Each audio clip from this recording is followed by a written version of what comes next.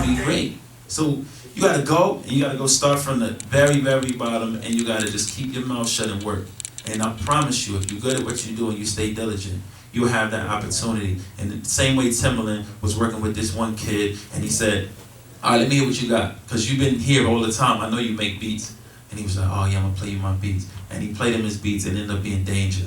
Danger, who did Promiscuous Girl and did all of the Justin Timberlake album with him. You know what I mean? That's how it happens. It don't happen like you come up to him and you send him a tweet and you say, listen to our music, and they're like, oh, this is great, I'm gonna sign you. No.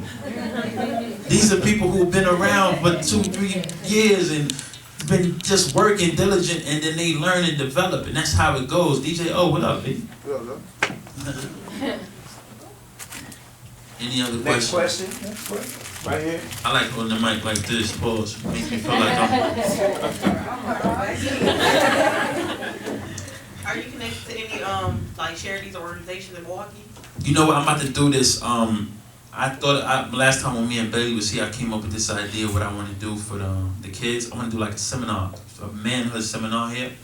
And I'm working on it. I'm working on getting sponsors. Because like, I meet so many guys who don't know, you know, to look you in the eyes when they speak. They don't know to introduce themselves when somebody says, how you doing? They don't know how to eat properly. Like small things that we would take for granted that a lot of men don't know how to do, and they don't know how to just be men. So I wanted to do a class for men, just teach young men that, and have strict rules, and you know, it'll be a concert at the end of it, or you know, a basketball tournament throughout it. And if you miss a class, if you disruptive, you can't be involved no more, and you're just strict. But it's like teaching people the process, because what happened was I got so angry with Milwaukee, I just stayed away from it. I let a group of people make me so upset with it that I just didn't want anything to do with the whole city. So I had to blame myself for that, because that was the trick, and that's what they got me. They did what they wanted to do worked. It made me stay away from the whole entire city. So I realized there's a lot of kids who dying out here because they don't have no example of somebody telling them, you know what I mean? What if one day could have saved your life? What if your nephew who got shot, if he would have been at this class this one day and he wouldn't have been in the streets, that would have saved him. So I want to do stuff like that, as opposed to just giving money to an organization and I don't know where it's going. I'm not with that. I don't really feel like that's productive. I got to be involved and know firsthand what's going on. I'd rather develop something on my own, because I feel like I have the resources myself, instead of just somebody. It was some guys who was trying to get me to sponsor something here, and he was trying to give me the guilt trip. Like, yo, we doing this thing. And I'm like, hey, cool, but I'm not here to chaperone that. I don't know if you putting it in your pocket. I don't know if you honorable. And later, you see what happened with Wyclef with those charities that he was trying to help, and he was putting the money in their pocket, and it fell back on him, and stuff like that. So you just want to make sure you're cautious of things you do, and don't just think of a tax write-off, because you really got to protect yourself. And if I'm gonna do something, I want to be hands-on in it. So that's something I'm putting together now. I mean, I do have I know of one that you probably could do pretty well with, called Operation Dream. Mm-hmm. And what they do is that they have young boys ages 5 to 17 that they help go to school. They do academics on the Saturdays. They take them to field trips and everything. So that might be something that you might be interested in. Yeah, you never know. We can entertain it. All right, top 5 in the game right now. Dylan.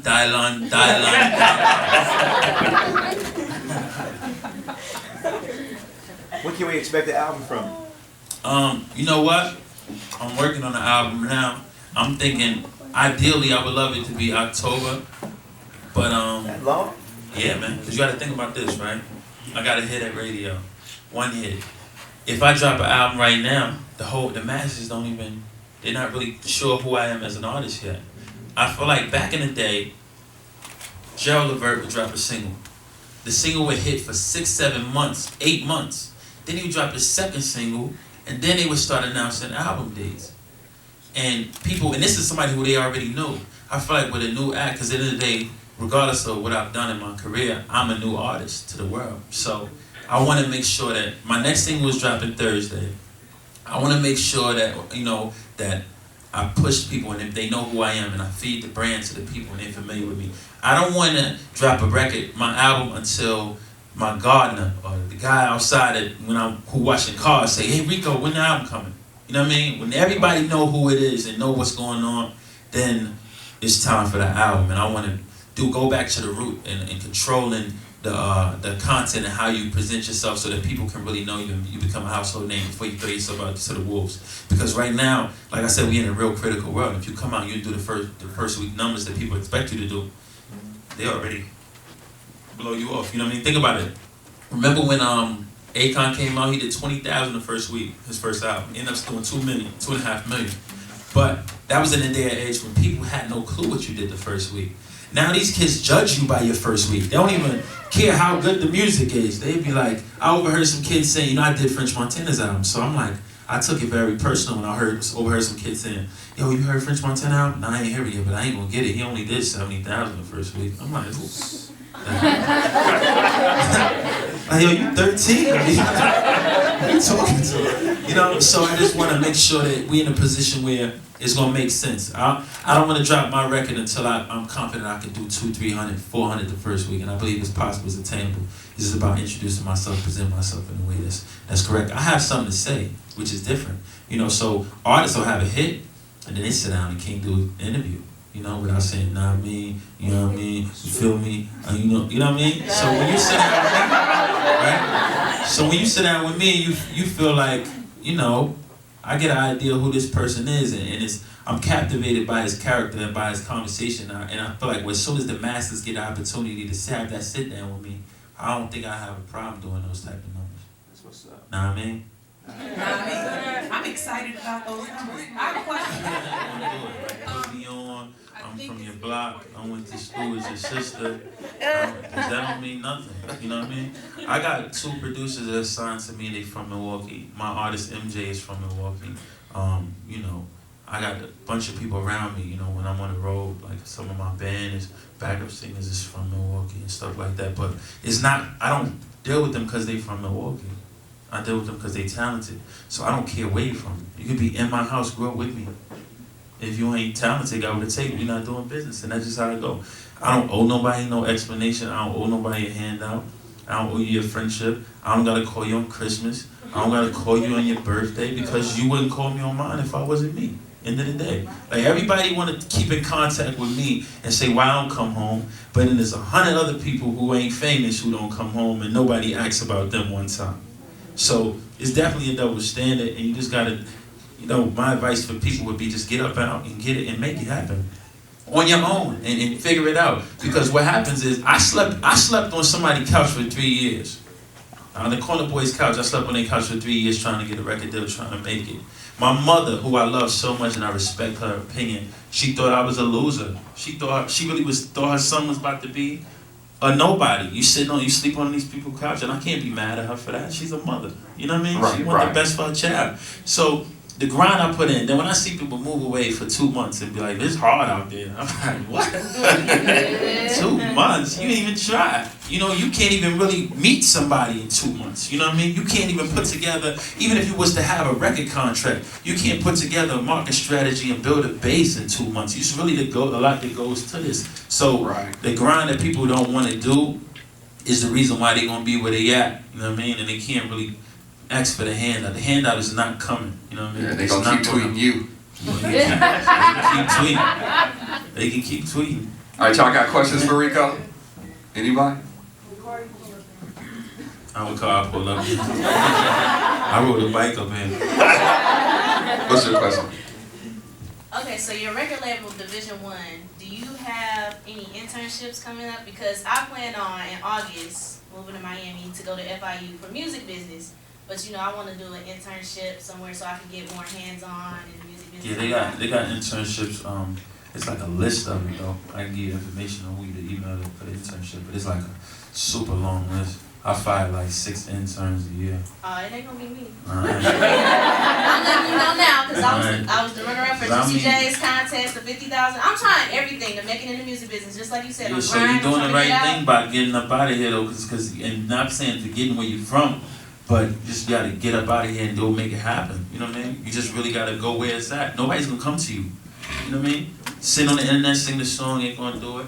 You know what I mean? This happens every once in a while, but you really gotta go and explore Not saying don't come back home. Even if you have a regimen where you like, I'm gonna go here for this amount of time, I'm gonna go here. I get so upset when I was at All-Star Weekend.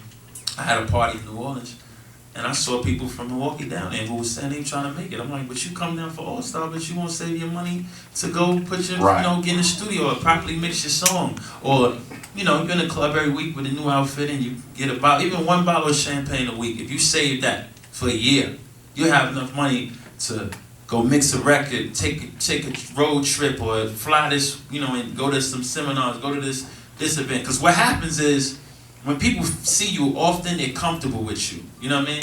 So if I'm in LA and I bump into you, and you're like, I'm from Milwaukee, I'm doing my thing, I'll be like, all right, first time I'm gonna probably be like, all right, here we go with this shit, right? Right. I'm just being honest. Then if I see you in Atlanta at the other event, and I see, I'm like, okay, I'll see you shorty in there.